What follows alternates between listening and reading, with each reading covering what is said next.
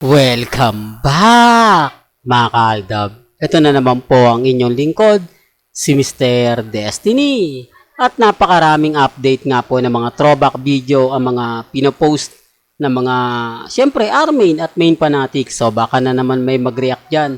Mr. Destiny, pinapansin mo. Hindi, sa akin lang po, binabasag ko lang po sila. Gusto ko lang po malaman ninyo yung mga nagiging kaganapan po sa social media. Pambasag po sa atin, di po ba? Kasi nagpo-post po ako, ang pinopost nila yung kasalan ni Mengay at ni Congressman Spotted. Ipo-post din natin tong kasalan ni Mengay at ni Alden Richards. O, di po ba? Fair na? Patas pa. O.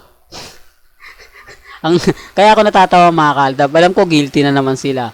Hindi ko alam kung ano na naman sasabihin nila sa atin. Hindi ko alam kung ano yung ipapaliwanag nila. Itong channel talaga to, wala talagang magawang matinuto. Puro papaasa sa mga supporter niyang mga delulo, kulto, di po ba masasakit? Pero sabi ko nga po sa inyo, wag po kayong padadala. Kung kayo po medyo nasasaktan, lalo na po siguro ko. Pero nananatili kong kampante. Nananatili kong matatag. Di po ba? Kasi nakita nyo pa po ang yumaong si Mike Enriquez, sumalangit na nga po ang kaluluwa niya. At si Henyo Master Joey Dillon. Ito nga po ba yung masasabi nyo na kasalang teleserye lang? Anong ginagawa ni Mike Enriquez dyan at yung ilang membro ng GMA Network? Di po ba? Para, for the record lang po. Para lang po sa mga dumadaan at bumibisita sa channel natin. Ako naman po, mga kaaldab, lagi naman po tayong updated lalo na po sa mga bagay-bagay na kung iisipin nyo naman po, talagang may mali. Di po ba? Pero bago natin ituloy itong mainit na update natin, kung bago ka lang sa channel na to, at isa kang true-blooded Aldab Nation na nagmamahal po kila Mengay at Isoy, tama po ang channel na pinuntahan mo, kaya consider na po kitang bagong subscriber. At huwag mong kalimutang i-share ang mga video po natin sa mga mami, sa mga titas, at sa mga senior. Alam niyo po ba, mga kaaldab, na may mga bagay-bagay po na kumbaga hindi maganda, hindi kaaya-aya. Pero okay lang 'yan, normal lang 'yan. Sabi ko nga, depende na lang 'to sa mga taong magre-react. Depende na lang 'to sa mga taong magko-komento. Ang sa akin lang po kung ano lang yung latest, kung ano lang yung trending, doon lang po tayo. Di po ba? Huwag po kayong basta-basta padadala sa mga sinasabi ng iba, pinapaliwanag ng iba. Ang importante lang naman po, mga kaaldab, maging updated po kayo. Ano yung latest, ano yung trending, doon lang po kayo. Di po ba? Sinasabi ko lang po ito para po sa kaalaman ng lahat, para po sa mga bumibisita at dumadalaw. Kung kaya po nila magbigay ng mga kasalang kuno ni Mengay at ni Congressman Spotted, kaya rin naman natin. Di po ba? Literal pa. Oh.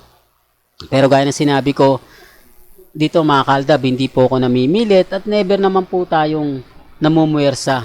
Di po ba? Ang sa akin lang, kung ano lang po yung mga binabato nila, kung ano man po yung mga sinasabi nila, normal lang po yan, mga kaaldab.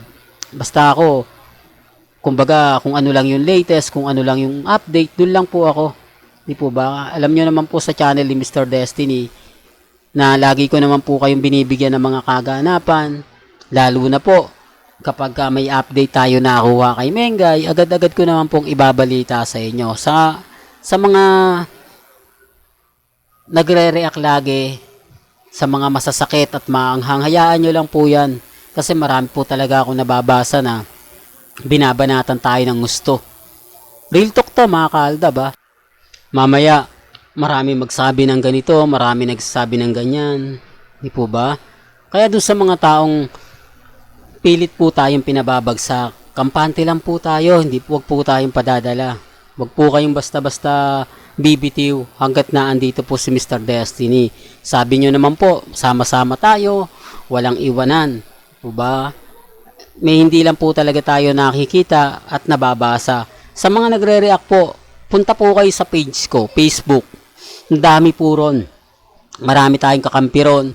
Almost mas maraming viewers doon kaysa dito po, o mas maraming komento po doon kaysa dito sa YouTube.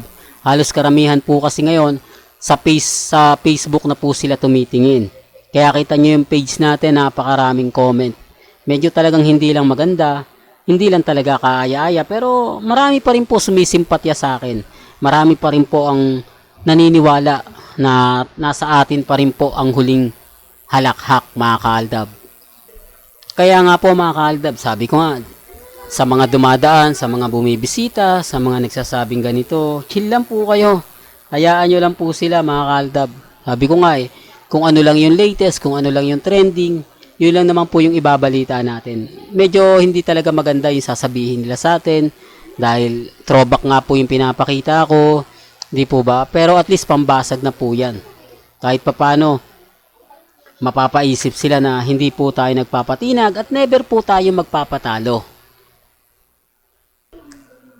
Kaya nga po, lagi kong nire-remind sa mga mommies, sa mga titas, wala pong post, wala pong update si Maine Paul Quezon, si Congressman Spotted at ang pamilya Ibiang. Kaya wag po kayong malulungkot. Although may nakikita kayong mga post sa social media, mga private account lang po yun. Mga dami, mga galit na galit sa Aldab Nation, gumagawa ng mga edited, tapos ipopost nila. Siyempre, kapag nakita ng Armin, masayang masaya. Pagpipiestahan, talagang tuwan-tuwa. Normal lang yun, di po ba? Kasi wala naman po silang ibang update Wala naman po silang ibang ganap. Wala naman po magbibigay ng mga update sa kanila gaya ni Alden Richards.